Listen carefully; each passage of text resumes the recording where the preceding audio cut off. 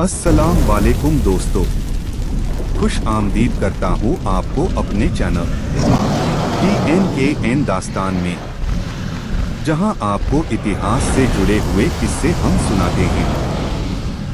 और आज के हमारे किस्से पर जाने से पहले हमारे चैनल को शेयर और सब्सक्राइब जरूर कर लें। टाइटल: महान मुगल सम्राट बाबर की एक जीवनी।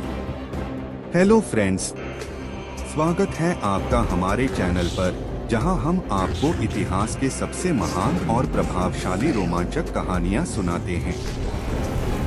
आज हम बात करेंगे एक ऐसे शासक की जिसने भारतीय उपमहाद्वीप में मुगल साम्राज्य की नींव रखी। जी हाँ, हम बात कर रहे हैं महान बाबर की। तो आइए बाबर के जीवन के इस अद्भुत सफर पर चलते हैं। बाबर का प्रारंभिक जीवन।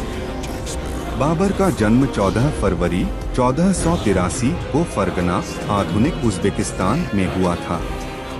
उनके पिता उमर शेख मिर्जा थे, जो तैमूर वंश के शासक थे, और मां कुतुब निगार खानम थी। बाबर का असली नाम ज़हीर-उद-दीन मोहम्मद था। उन्होंने अपने प्रारंभिक जीवन में ही संघर्ष का सामना किया, जब मात्र 12 साल की उम्र में उन्हें फरगाना की गद्दी संभालनी पड़ी। बाबर की शिक्षा दीक्षा फारसी और तुर्की भाषाओं में हुई।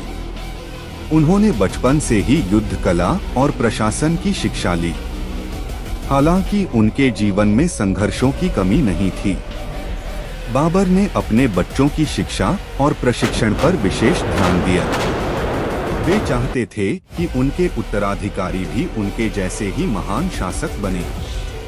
हुमायूं, जो उनके सबसे बड़े पुत्र थे, बाबर के बेहद करीब थे और उन्होंने बाबर के आदर्शों को आगे बढ़ाया। बाबर के धार्मिक और आध्यात्मिक जीवन। बाबर का धार्मिक और आध्यात्मिक जीवन भी बहुत समृद्ध था। वे इस्लाम के अनुयायी थे, लेकिन उन्होंने सभी धर्मों का सम्मान किया। बाबर ने अपने शासनकाल में धार्मिक सहिष्णुता को बढ़ावा दिया और सभी धर्मों के लोगों के साथ समान व्यवहार किया। बाबर ने अपनी एक आत्मकथा लिखी थी, जिस किताब का नाम बाबरनामा था। इसमें हमें उनके आंतरिक जीवन को जानने का मौका मिलता है। इसमें उन्होंने अपने जीवन की हर छोटी बड़ी घटना का विस्तार से वर्णन किया है। बाबरनामा में हमें उनकी भावनाएं, विचार और जीवन के प्रति उनका दृष्टिकोण स्पष्ट रूप से दिखाई देता है। अब हम बाबर के आंतरिक जीवन से हटकर कुछ जानने की कोशिश करते हैं। समरकंद की लड़ाई। बाबर की पहली बड़ी चुनौती थी समरकंद पर कब्जा करना। 1497 में मात्र 14 वर्ष की उम्र में बाबर ने समरकंद पर अपना पहला आक्रमण किया, लेकिन यह सफलता ज्यादा समय तक नहीं टिकी और जल्द ही उन्हें समरकंद छोड़ना पड़ा। बाबर ने कई बार समरकंद पर कब्जा करने की कोशिश की, लेकिन हर बार उन्हें हार का सामना करना पड़ा। इन संघर्षों ने बाबर को और भी मजबूत और कुशल योद्धा बना दिया। काबुल पर कब्जा। 1504 में बाबर ने काबुल पर कब्जा किया और इसे अपने शासन का केंद्र बनाया। काबुल में बाबर ने अपनी सेना को मजबूत किया और अपनी ताकत बढ़ाई। यहाँ से बाबर ने भारत पर अपनी नजरें जमाई। काबुल में अपने शासनकाल के दौरान बाबर ने एक मजबूत प्रशासनिक और सैन्य ढांचे का निर्माण किया। उन्होंने अपने सैनिकों को प्रशिक्षित किया और अपने शासन को स्थिर किया। भारत पर आक्रमण। ये सब उनके जीवन में चल रहा था कि बाबर को मौका मिला। 1526 में बाबर ने पानीपत की पहली लड़ाई में इब्राहिम लोदी को हराकर दिल्ली के सुल्तान को खत्म कर दिया।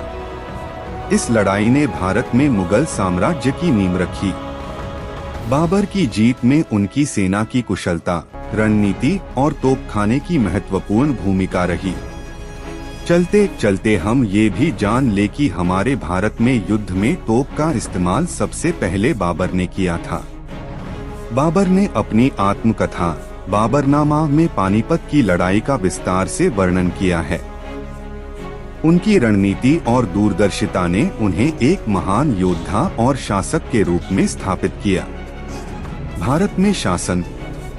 दिल्ली पर कब्जा करने के बाद बाबर ने आगरा को अपनी राजधानी बनाया।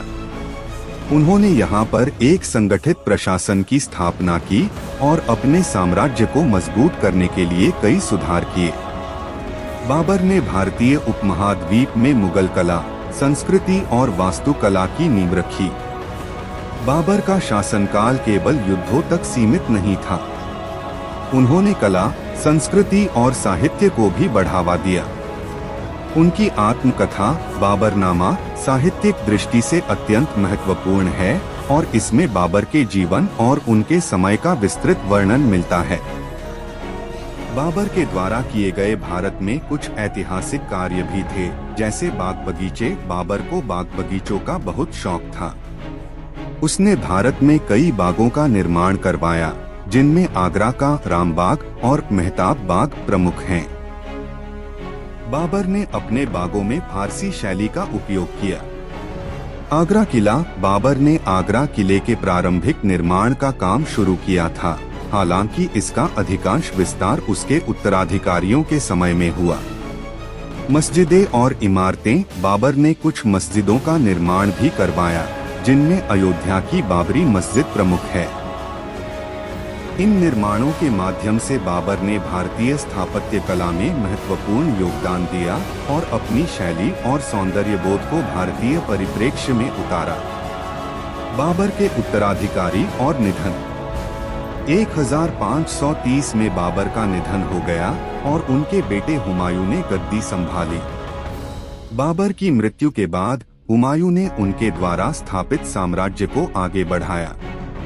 बाबर की विरासत आज भी भारतीय उपमहाद्वीप के इतिहास में जीवित है। बाबर ने न केवल एक साम्राज्य की स्थापना की, बल्कि भारतीय उपमहाद्वीप में एक नई संस्कृति और परंपरा की नींव रखी।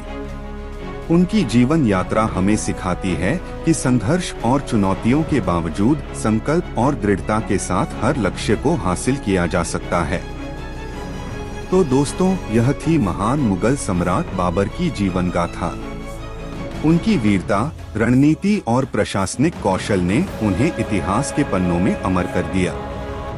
अगर आपको यह वीडियो पसंद आया हो तो कृपया लाइक और सब्सक्राइब करें और कमेंट करके बताएं कि आप और किस ऐतिहासिक व्यक्तित्व के बारे में जानना चाहते हैं।